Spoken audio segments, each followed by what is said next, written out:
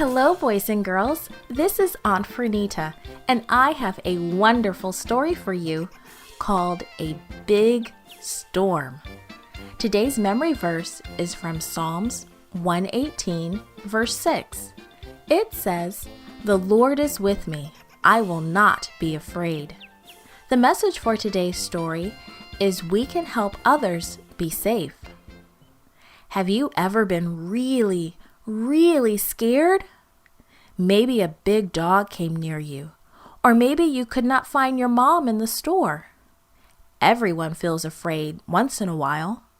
Who helps you feel safe? Jesus had been telling stories and helping people all day. Sad people felt happy again, and sick people were well again. The people really wanted to stay with Jesus, but it was getting late. Slowly, they packed their things and began to leave. It had been a very busy day, and everyone was so tired. Jesus and his disciples climbed into a boat. "Let's go across to the other side of the lake," Jesus said. "We can rest there." A soft wind gently pushed the boat. The waves made the boat go up and down, up and down. Oh! Jesus yawned and leaned back against a pile of fishing nets, and he went right to sleep. The sun went down, and soon it was dark. The disciples liked to be out in a boat at night because they liked the cool wind. They liked to talk together as the boat sailed across the water. All of a sudden, the wind started to blow harder, a strong, cold, and stormy wind. This stormy wind made big waves that splashed into the boat. The wind blew harder and harder. The disciples were afraid. They knew that the storm could make their boat tip over. Lightning flashed, and they saw Jesus sleeping. "Jesus! Jesus! Save us!" they cried. Jesus sat up.